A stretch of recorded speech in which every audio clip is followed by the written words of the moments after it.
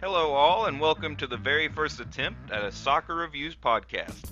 On this fine Saturday, Ben and I had to wake up early while Jordan and Isaac had to stay up super late so that we could bring you the first football equipment related podcast in the world. On the first Soccer Reviews podcast, we discussed the Nike GS Rerelease and Jordan's first thought on it. We also introduced ourselves in case you guys wanted to know more about us and how boring we are. We talk about Isaac's Supersonic Wave 3s, our game day boots, the future of leather boots, and we also got a little tangled and tongue-tied because, hey, this is the very first time we've ever tried this. But still, we hope you enjoy our ramblings on the football equipment, and we hope that you enjoy the very first Soccer Reviews podcast. We started off the day by introducing ourselves and letting everybody know that we're just as boring as we seem on the website. Hey guys, I'm Isaac. I live in Hong Kong right now, but I was born in Switzerland and I lived in England for a number of years. I've been writing for Soccer Reviews since 2010, and I got into Soccer Reviews because I left my trusty Adipure 3s in a cab one time, and Ben Perkins offered to give me this job. So yeah. This is Ben. I've lived all over the place. I won't tell you my past because I'm not meant to tell strangers, but I started soccer reviews in 2008 or soccer equipment reviews rather, because I needed something to do to fill my time, and I wanted free product. Actually, I was doing it to get a pair of the F50 Tunics. I was in love with those, and I just wanted enough money to buy those. And it turns out it took a lot longer to get the money than it did to get free product. So I just kept on going forward. All right. G'day, guys. I'm Jordan. You've heard me around the site before, especially with this accent, but I'm in Melbourne, in Australia. I've got a bit of a different background. I'm half Japanese and half English. So, yeah, it looks really quite strange, to be honest. About myself, I've been writing for Soccer Review since about 2008 as well with Isaac. I joined about the same time as him. And, it's been absolutely fantastic for me just to see where this site has come today. In terms of my actual football, past, current, whatever, edit that shit out. Not editing that. That's tag. Okay, so even though I do play at the moment for my university team, or I only train with them, I'm actually a full-time referee. And look, as much as I love the game, I love it so much, I'm actually a referee. And I like to think that I'm a cool referee and not, a very poor one, at least. Unlike some referees I've seen who referee in the English Premier League and seem to give Manchester United dodgy decisions. Don't lie, you're the Howard Webb of Australian referee. Anyway, Andrew, your turn, man.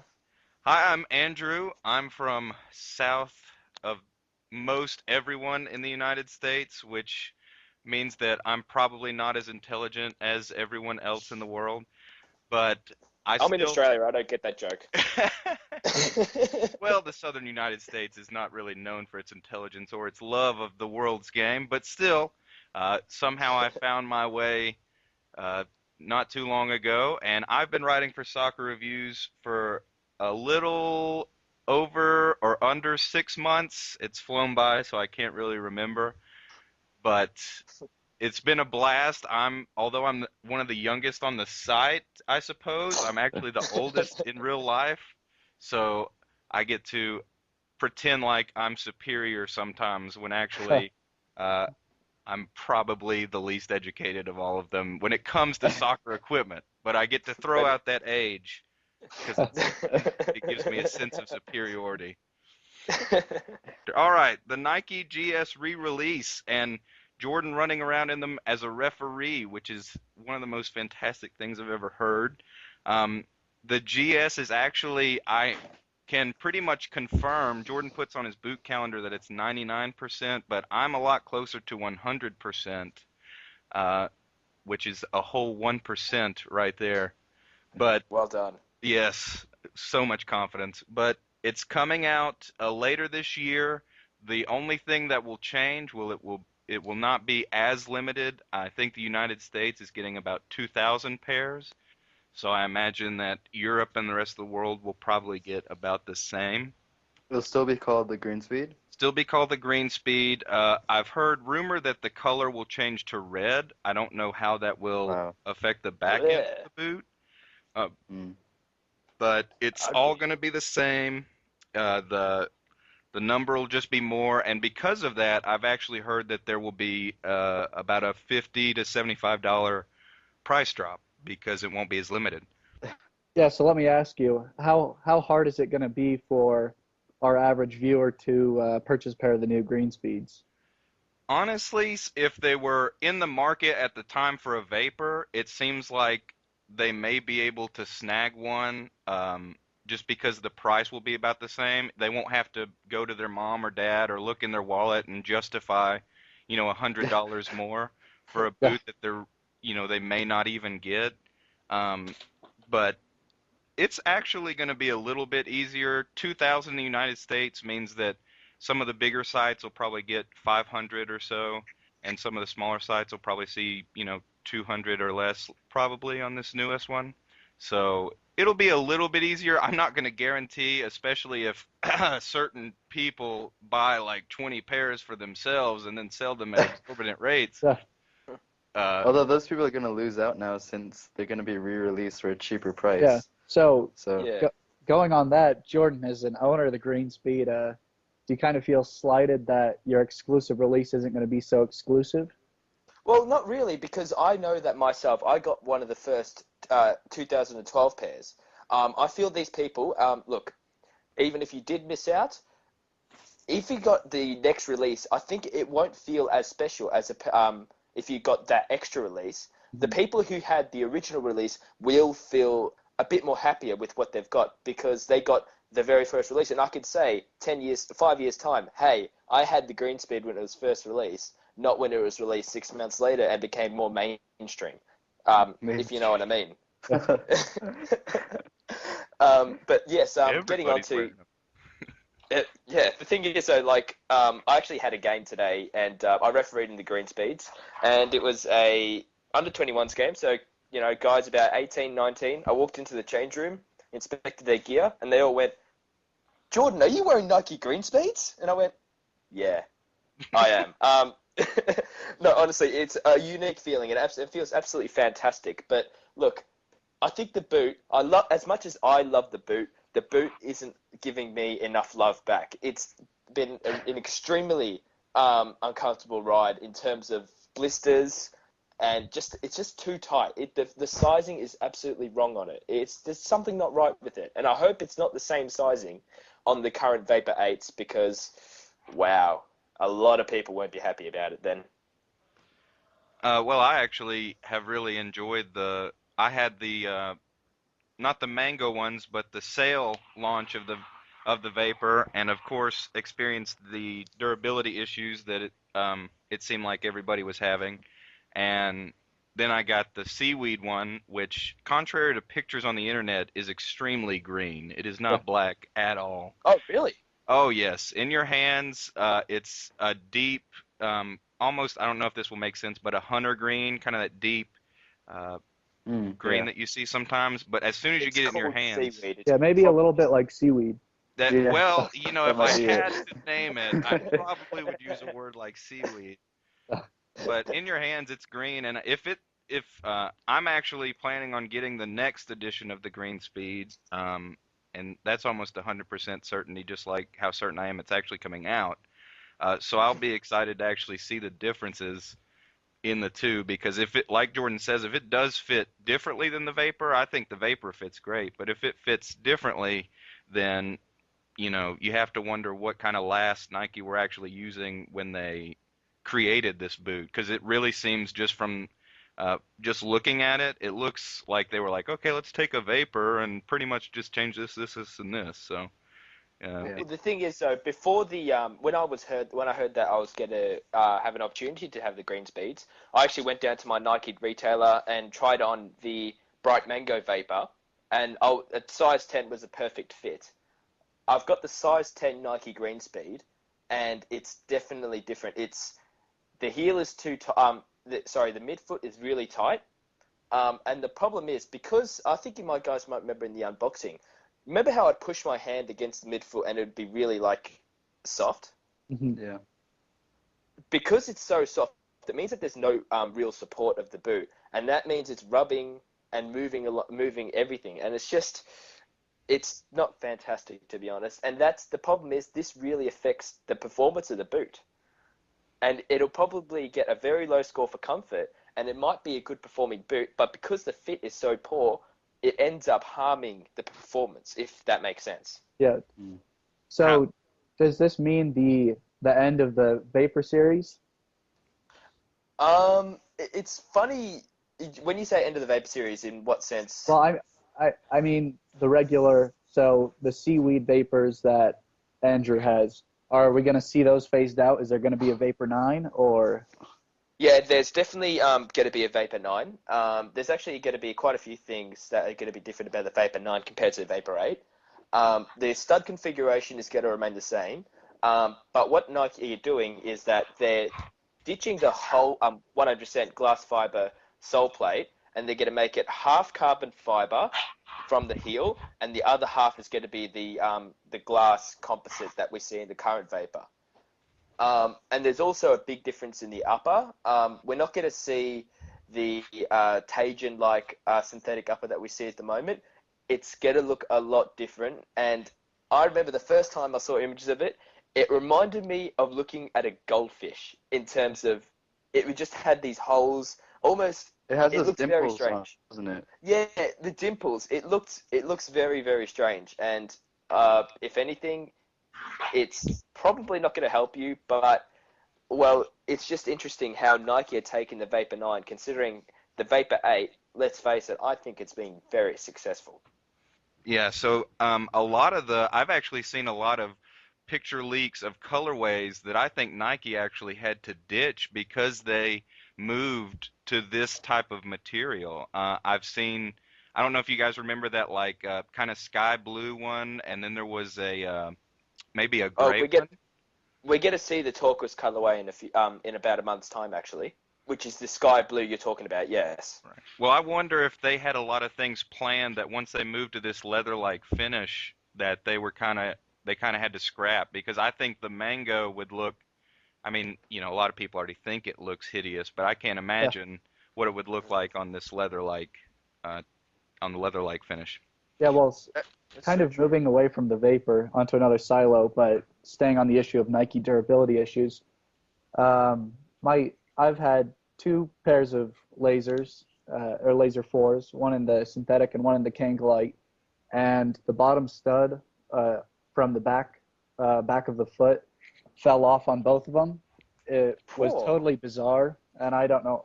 The first time I did play on turf, admittedly, so that could have been the issue. But the second time, I've only played on grass, pretty much with. I don't know if Nike are having durability issues around the board or what the problem is. Well, I don't think that would be true because they'll always have the Tiempo, and Yeah, if Yeah. that's having durability issues, Mm. then they're definitely screwing something up. But Oh, it's the end of the world if the Tempo or the copper wind dial has durability issues, if you ask me. yeah.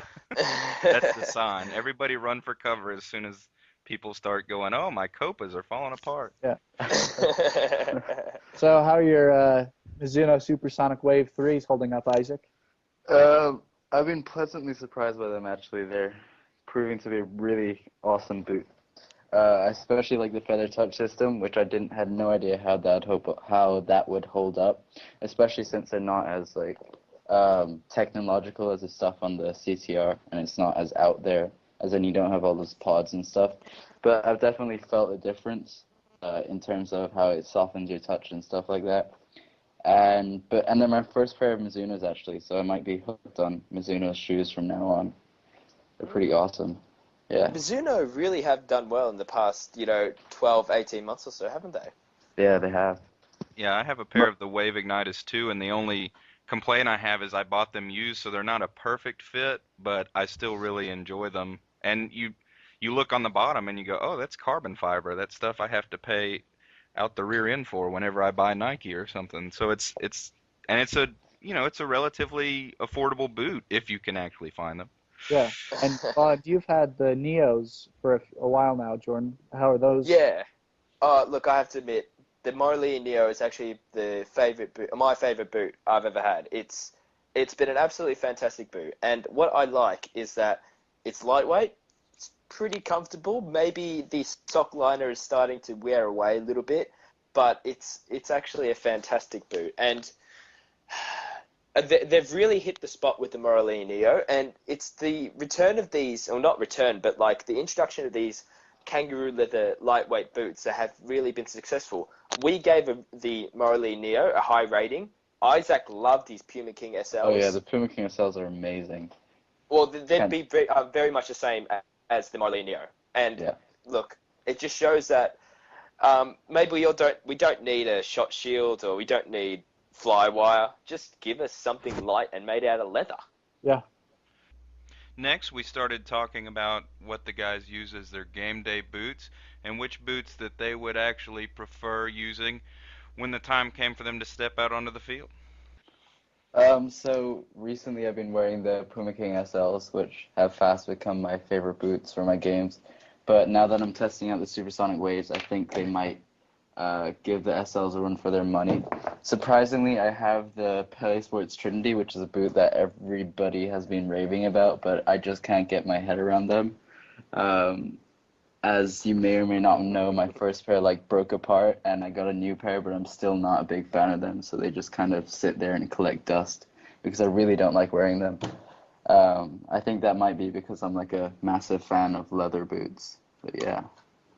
Well, I'm a little cheaper than Isaac, I guess, because my pair of game day boots probably are the regular Puma King Finales.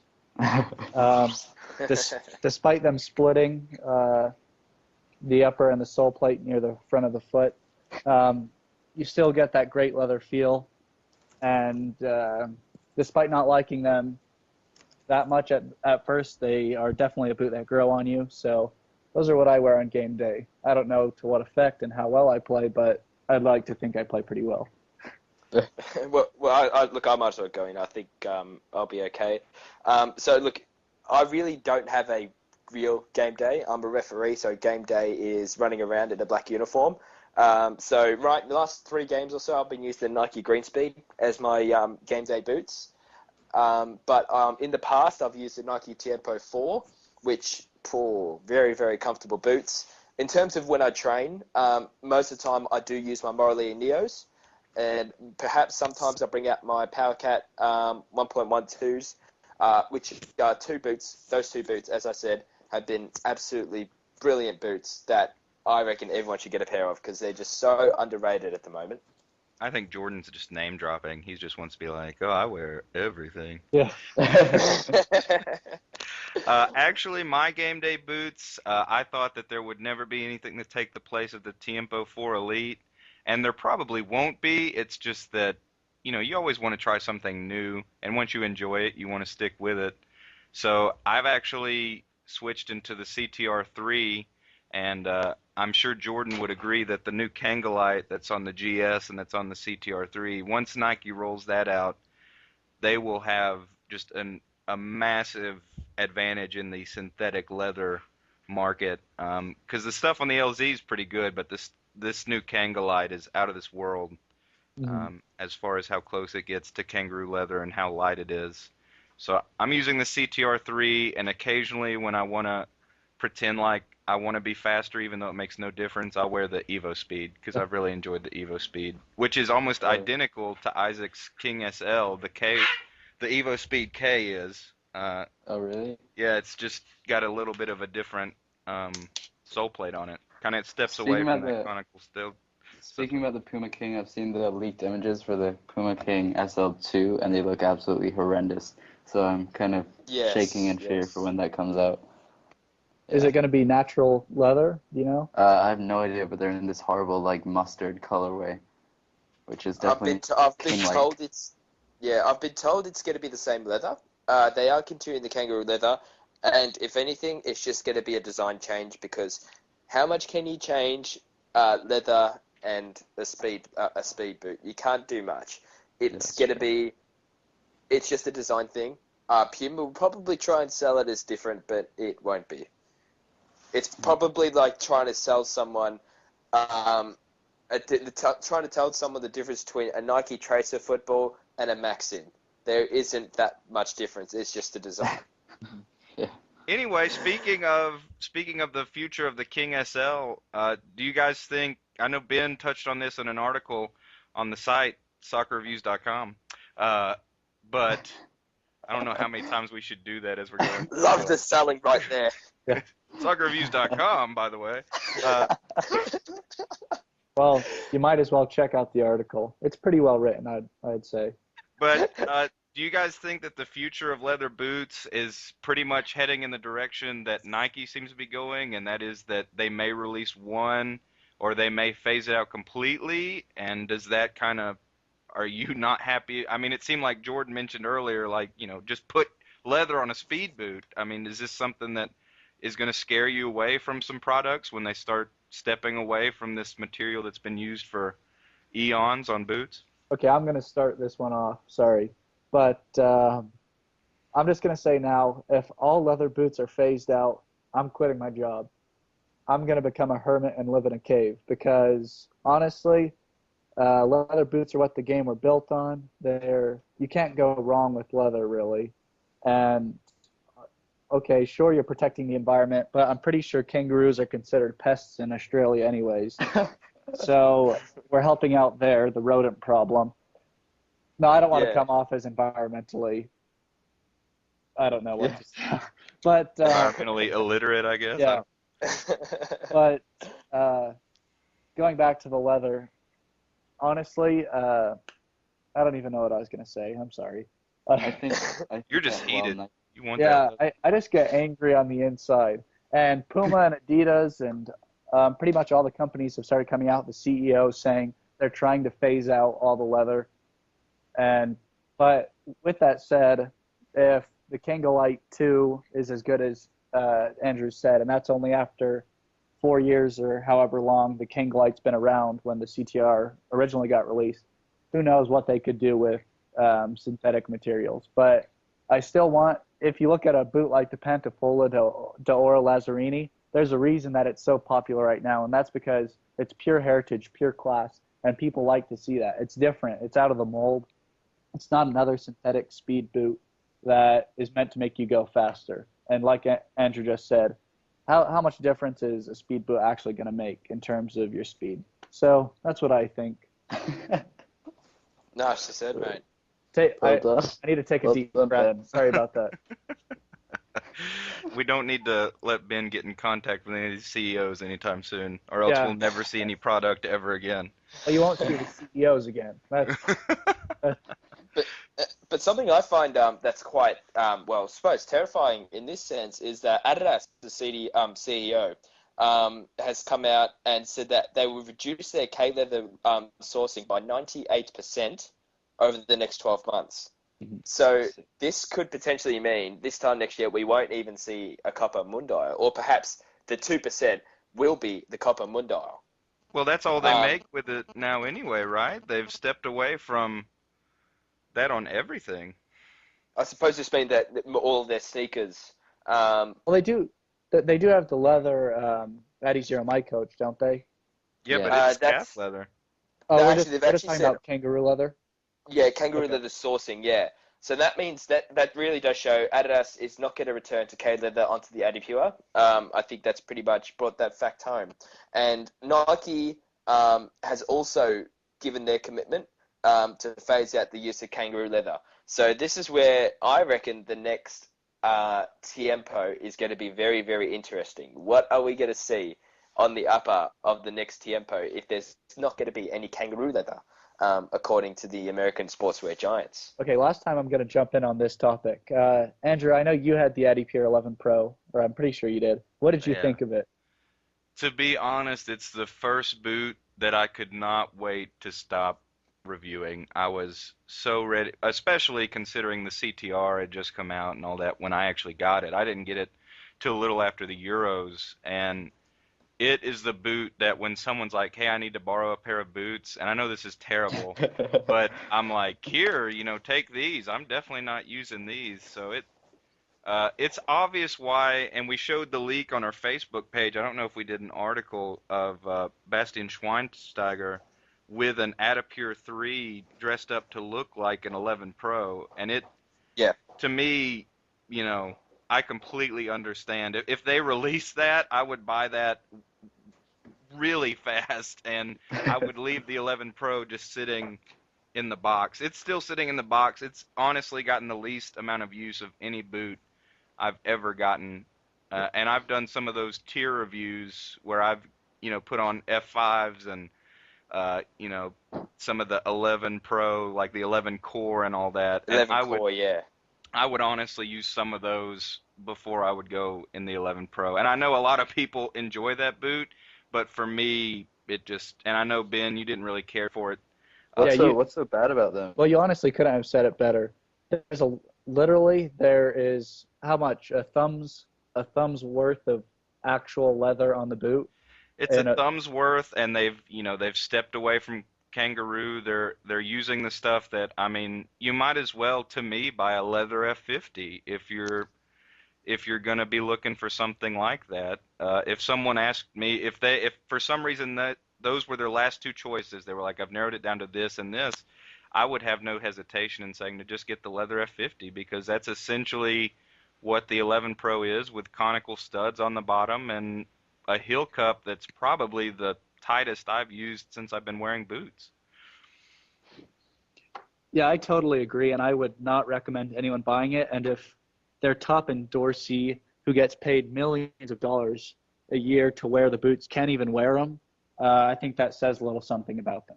Oh, well, there was Frank Lampard and Philip Lahm are really the only two high-profile athletes who I rate wearing the Adipure 11 Pro, really. Well, it was And amazing. for all I know, Frank Lampard could be wearing his own customized boots, because it did take Frankie a long time to get into the Adipure 11 Pro. Mm-hmm. He was wearing the white and black Adipure 3, if I'm not mistaken, when the Adipure 11 Pro was released. Yeah. I think it was, yeah he was, wasn't he? Yeah. So that really does say everything, and I really hope Adidas know they might have made a mistake with the Adipure 11 Pro. I think they definitely made a mistake. There's no doubt about it. Oh, we haven't seen an exodus out of a boot silo like we saw when the 11 Pro hit. I mean, Xabi Alonso is wearing a pair of LZs. If there was ever a guy who you looked at and you went, this guy will never put on a pair of synthetic boots ever, you know, it would have to be Xabi Alonso, and he's running around in a pair of LZs. So, you know, it's just one of those boots that I think, you know, I'm sure there will be people who like it that are just weird, but they're just weird. Yeah. I've seen a lot of referees using them, actually. That might say a lot. They get those custom colors. They gave the Euro referees that black and purple that isn't available. Oh yeah. Yeah, but they're not wearing your Nike Jeep green speeds, are they? Yeah. That's true. They're not as cool as you, I guess. Well, that was all the time we had on that Saturday morning for our very first Soccer Reviews podcast. We were just about to try and delve into some footy topics and talk about the best transfer of the transfer window, so that Ben could continue to build on his article that he put up about Kagawa being the best signing, and I was all ready to refute that by saying that Hazard had been the best signing, but we just weren't able to get to that. We're hoping that the next time we have a podcast, we're able to throw in more football-related topics and still hit on some of the gear. I know that next time we get together, we're hoping to discuss the new F50 that is coming out. Also, some big news on the Predator front, as in the most recent boot calendar Jordan posted. He said that the blacked-out Predator that we saw recently is actually going to come out alongside the LZ, and we'll be talking about that the next time. Also, probably touching on a subject that is going to not win us a lot of fans, but we'll be touching on what we think is the worst boot on the market today. We really hope that you didn't get bored listening to us and that Jordan's accent wasn't too difficult to understand, and we hope that you'll join us the next time on the Soccer Reviews podcast.